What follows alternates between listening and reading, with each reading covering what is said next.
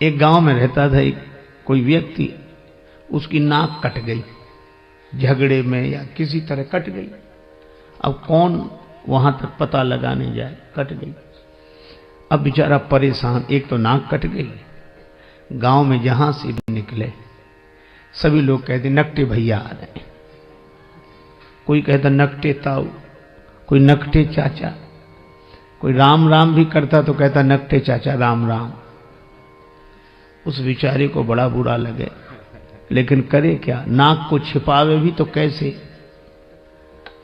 कान कटे तो कुछ टोपी लगा ले, कपड़ा बांध ले, आंख ना हो तो चश्मा लगा ले, नाक का क्या करे, सीधे सामने ही साफ।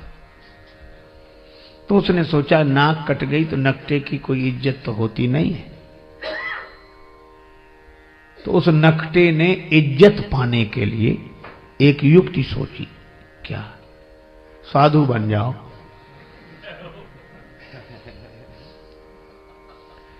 ताकि हमारी कटी हुई नाक पर ध्यान न जाए। पर लोग भी तो विचित्र हैं, बेचारा साधु भी हो गया तो भी लोग कहते नकटे बाबा आए, नकटे स्वामी जी।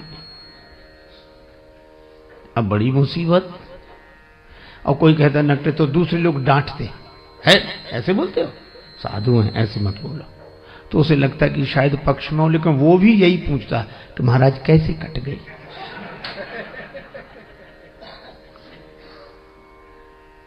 अब उसको लगा कि क्या करें।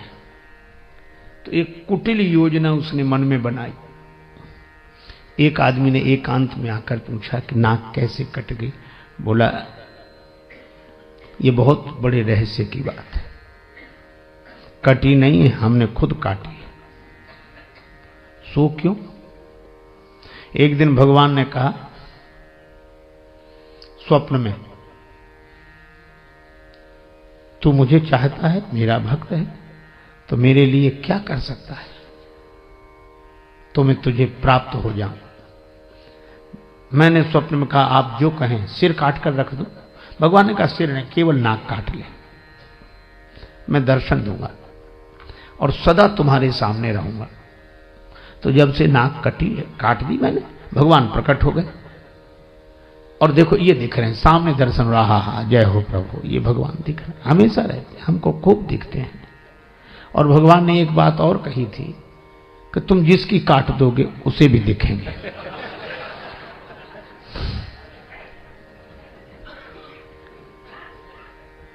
अब भगवान का दर्शन कौन नहीं चाहता, नाक कटे तो कटे। बोले लोग भले ही कुछ समझे, नाक कटे तो भगवान मिल रहे।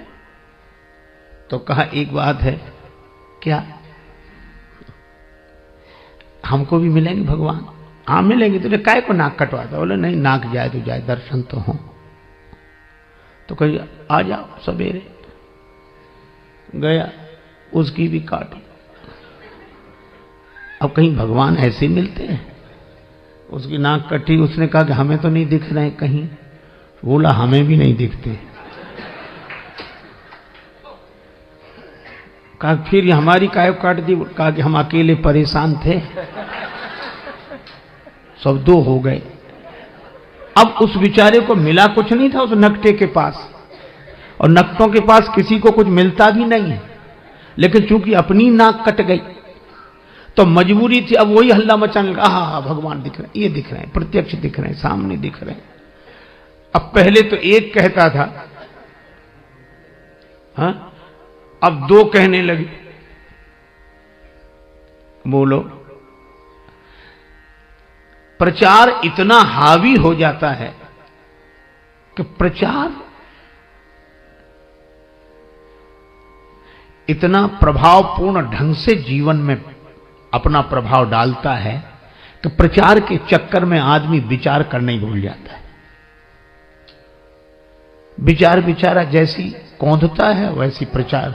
कोई कहता है अरे क्या बात करते हो, अगर कुछ नहीं होता तो इतना होता। तो आदमी फिर चुप रह जाए। अब दो कहने लगे, ये दिख रहे हैं भगवान, ये दिख रहे हैं। दो में से किसी को नहीं दिख रहे थे, पर चूंकि नाक कटी थी तो मजबूरी में कहना कि दिख रहे हैं। तो तीसरे ने भी कटवा लिया, अब तीन हो गए। अरे 3 क्या, उन्होंने 300 कर दिए, धीरे धीरे 3000 हो गए, इतने नाक कटी। अब जब भीड़ हो गई तो आदमी को विश्वास करना मजबूरी थी कि मिले होंगे भगवान, इतने लोग नाक कटाते।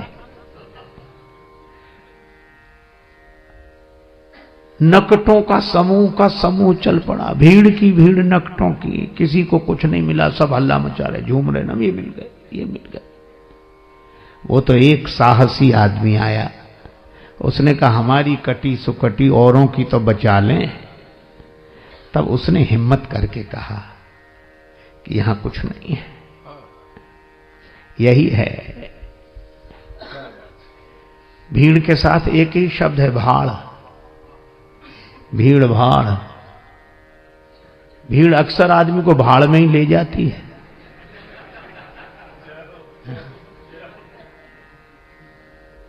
अब प्रचार की क्या बात कहें, आप अन्यथा न ले, मैं श्री राम कथा ही कह रहा हूं। एक पल नहीं जिए जो इंसान की तरह, एक पल नहीं जिए जो इंसान की तरह, वे पूज रहे हैं आजकल भगवान की तरह। एक पल नहीं जिए जो इंसान की तरह, वे पूज रहे हैं आजकल भगवान की तरह। मेहरबानी मीडिया की, मेहरबानी मीडिया की, रुपयों की वजह से दुनिया में छा गए हैं तूफान की तरह।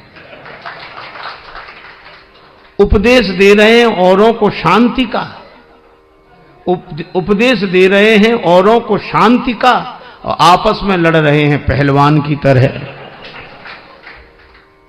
और फूलों की तरह खिलते मिलते नहीं हैं संत, फूलों की तरह खिलते मिलते नहीं हैं संत, टीवी के खुलते खुलते दुकान की तरह। और राजेश त्याग हरि को धनियों के हाथ में, साधु भी बिक रहे हैं सामान की तरह। क्या ये विडंबना है। और यह बात मुझे तब याद आती है जब मैं सोचता हूं कि राम जी के दर्शन के लिए अयोध्या की देवियां भी गई, पर सहज श्रृंगार, क्योंकि जानती हैं भगवान सहजता पर रीझते हैं।